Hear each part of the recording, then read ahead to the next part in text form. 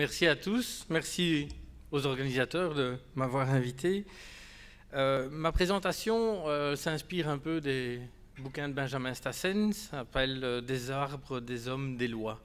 Donc je vais faire un petit focus sur l'arsenal législatif bruxellois qui tente de protéger les arbres, parce qu'il a changé il y a peu de temps. Et puis après, je vais illustrer ça avec des cas pour voir un petit peu quelles sont les limites justement de l'exercice. Alors, globalement, il y a 4 niveaux de protection des arbres sur la région de Bruxelles-Capitale. Le premier niveau, c'est celui qui s'adresse aux arbres à haute tige, donc n'importe quel arbre qui fait plus de 4 mètres ou plus de 40 cm de circonférence. Donc ça fait énormément d'arbres.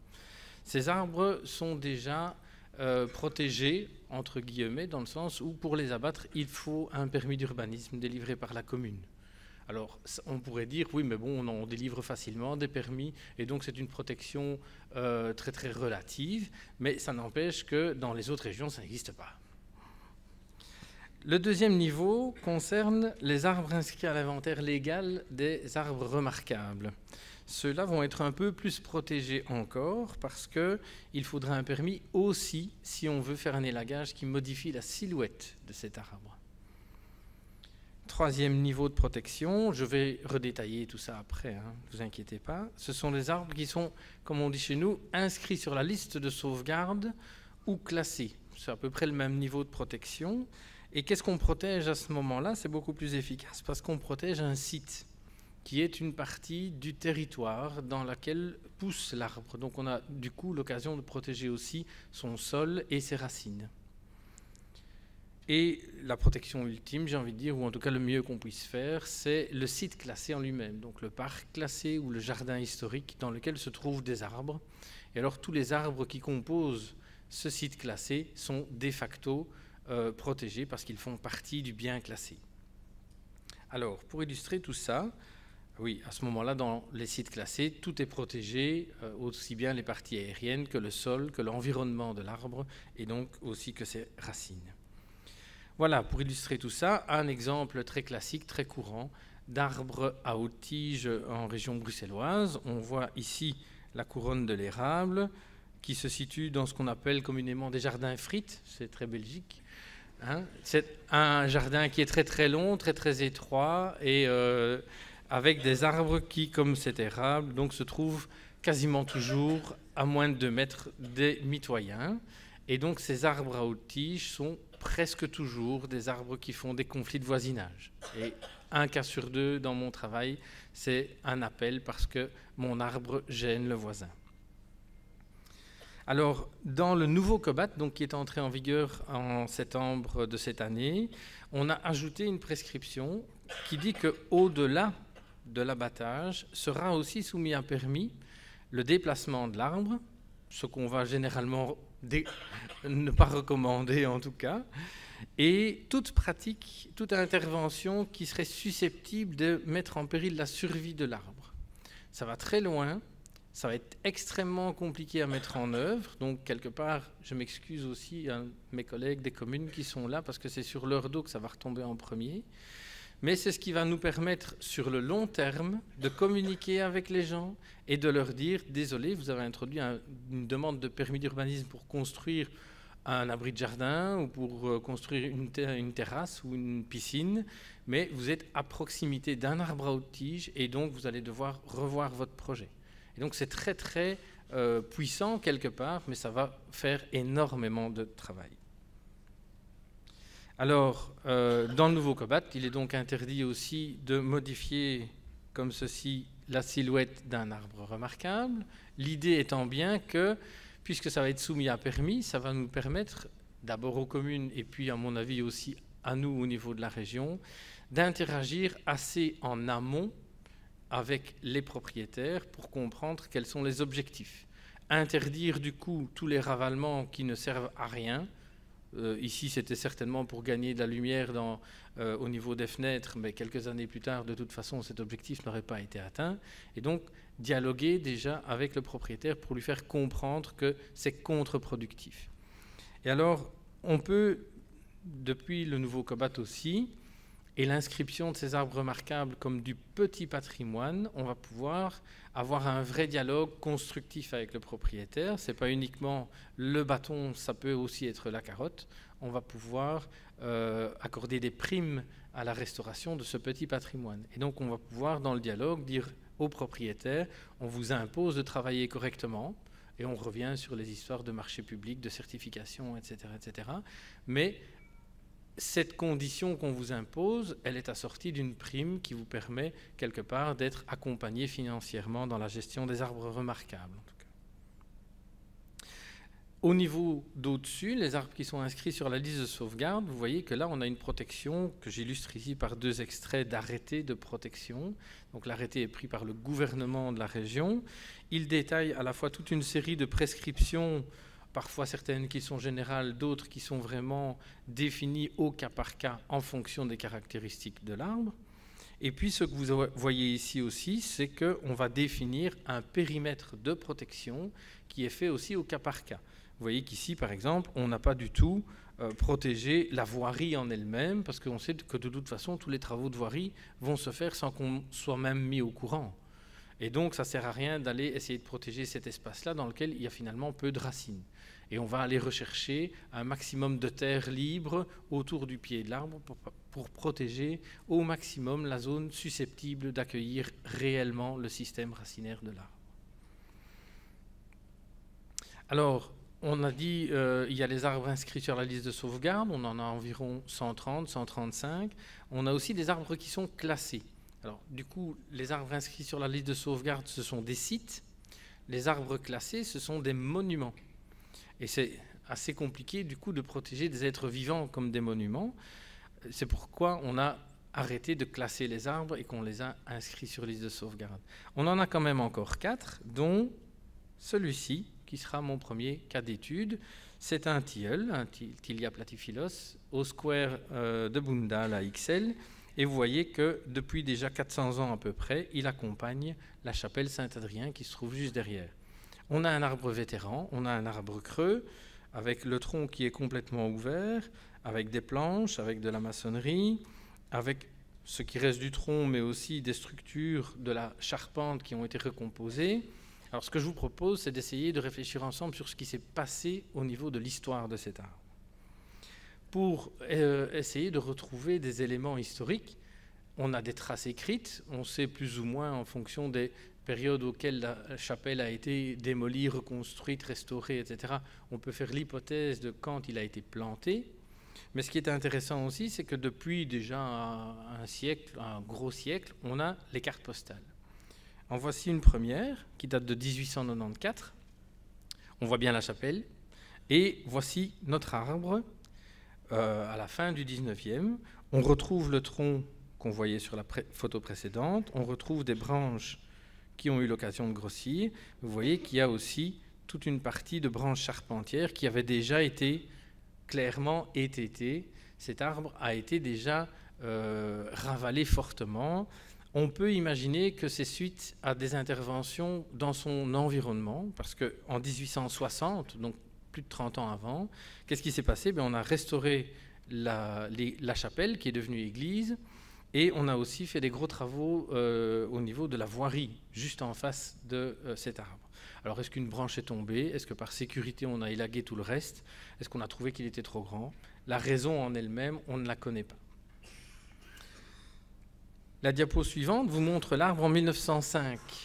On a toujours notre tronc, on a toujours les branches basses, on a toujours les moignons des branches charpentières, certaines qui portent encore pas mal de rejets, d'autres qui ont l'air d'être beaucoup moins vigoureuses. Mais là, l'homme est intervenu. On a toute une série de cerclages, on a placé une barrière, on a bétonné à ce moment-là une première fois l'intérieur du tronc.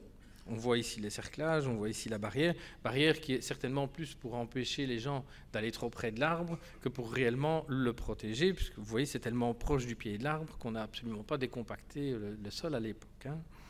Ce n'était pas dans les connaissances, j'ai envie de dire, de l'époque. Par contre, à la même époque, et en été, c'est le même arbre. Ce qui force la reconnaissance de la valeur de l'arbre auprès du public à l'époque, c'est qu'il est très vigoureux. Il est tout vert en été, il force l'admiration dans sa capacité à lutter contre la dégradation qui s'attaque à sa structure. Il a une vitesse de croissance au niveau des bouts de branches qui est intéressante, et le revoilà en 1940. Il a continué à se déstructurer. Vous voyez que les parties hautes des charpentières ont disparu, donc on l'a de nouveau ravalé. On voit d'ailleurs qu'au niveau des coupes qui ont de nouveau été faites, on a de nouveau de la pourriture, on a de nouveau des réitérations totales et traumatiques. Reste finalement du coup qu'une partie du tronc, la partie basse, les branches basses, notre béton qui commence tout doucement à se faire recouvrir par le bourrelet de recouvrement. Même la barrière a été massacrée, j'ai envie de dire, il ne reste qu'un piquet. Mais ce qui montre aussi à cette époque-là que la vigueur de croissance de l'arbre est toujours bonne, c'est que les cerclages sautent. Au fur et à mesure qu'on avance dans les photos anciennes, on voit qu'on perd ces cerclages qui sont certainement cassés par la croissance du tronc.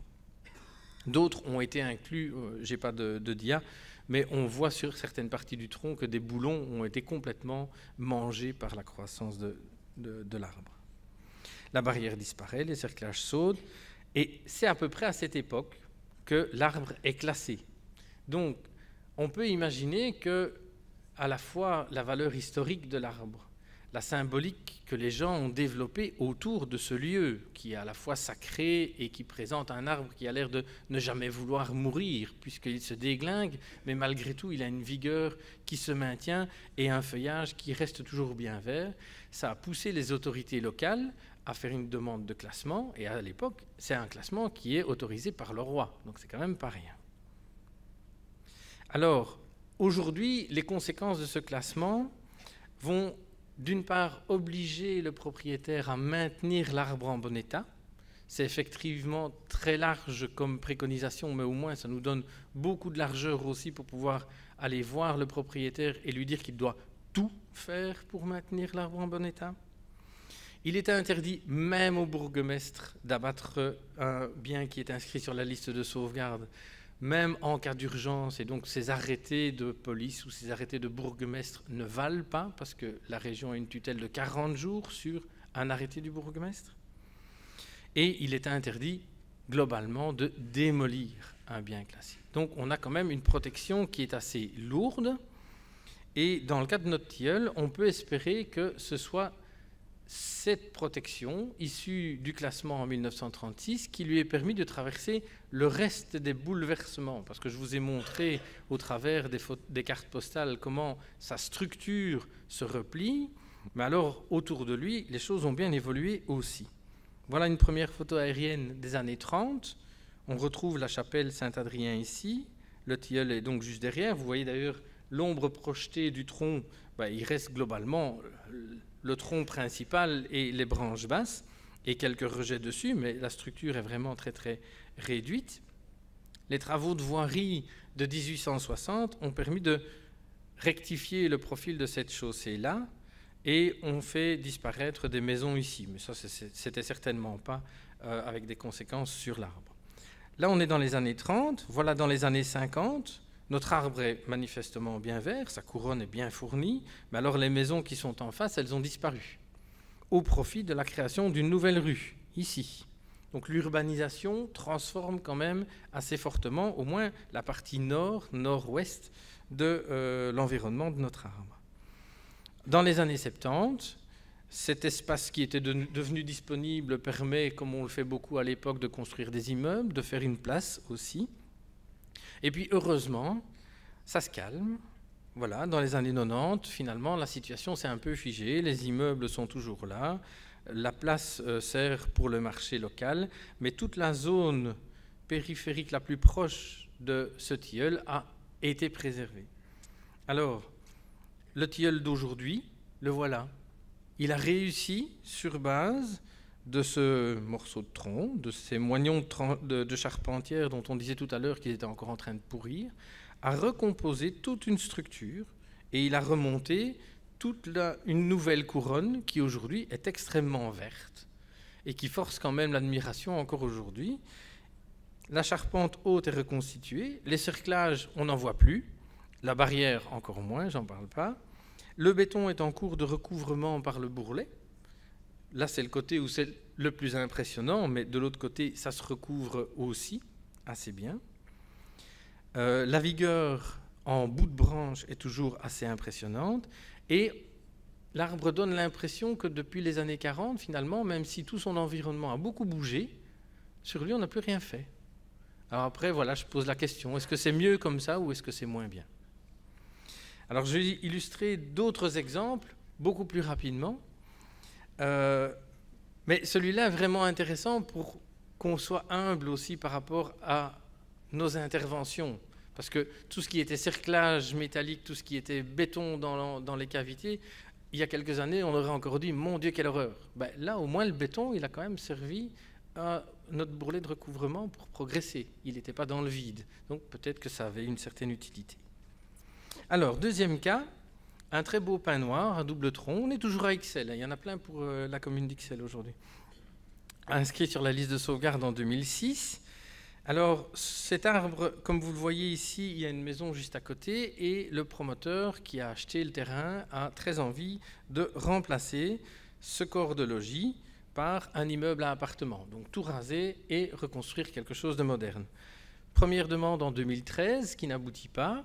Deuxième demande qui arrive dans nos services en 2017. Et au cours de l'instruction de ce dossier, en 2018, je passe voir l'arbre et je constate avec effroi qu'on a coupé toutes les branches à l'aplomb de la bâtisse. J'arrive sur place, je demande au propriétaire s'il se moque de moi, parce qu'il a amené son pire ennemi finalement venir constater la bêtise qu'il a faite. Et il me dit « Ah, mais de bonne foi, nous on a coupé ces branches avec un élagueur qui nous a dit que ce n'était pas grave pour l'arbre, et nous on a fait ça pour qu'il n'y ait justement pas de casse pendant le chantier. » Je lui dis « Mais forcément, il n'y aura pas de casse pendant le chantier, vous avez déjà tout cassé vous-même. » Donc, je fais intervenir mes collègues de l'ISA, Inspection et Sanctions administratives. Je mesure sur place les dimensions des branches qui ont été coupées. Je montre au monsieur l'arrêté de protection de l'arbre qu'il était censé connaître. Il ne pouvait pas couper de branches de plus de 10 cm de circonférence et il m'a coupé des branches qui font 15-20 cm de diamètre. Donc on était clairement dans une situation d'infraction. Et là, dans ce cas-là, la seule solution qui a été trouvée n'est pas une vraie solution. Il y a eu une sanction administrative, financière, mais le mal au niveau de l'arbre est déjà fait. Troisième cas, je devrais être dans les temps, ça devrait aller. Plus positif, sans doute, un chêne qui se trouve sur l'hippodrome de Boisfort, pas très loin des deux autres d'ailleurs, et qui est protégé parce qu'il est dans le site classé de la forêt de Soignes, parce que l'hippodrome de Boisfort a été à un moment taillé dans le couvert forestier de la forêt de Soignes. Et quand je rencontre cet arbre pour la première fois, c'est dans le cadre d'une demande de permis d'abattage, et je fais le tour avec l'expert qui a fait l'analyse sanitaire, qui me dit, voilà, un arbre qui a perdu une grosse branche avec un coup de vent, il est creux, il a certainement été foudroyé, mais on a donc des cavités qui descendent quasiment d'en haut jusqu'en bas, donc abattage. Et moi je dis, désolé, mais c'est du chêne, il fait 500 cm de tour, il est encore bien vert sur tout le reste de sa couronne, donc on ne va pas le mettre à l'abattage tout de suite. On va d'abord demander à un expert, un autre, de faire une analyse qui va aller plus loin que l'aspect sanitaire uniquement. Et Paul Gourg nous a fait une analyse à la fois historique, sanitaire, avec des préconisations de gestion, comme disait Martin tout à l'heure.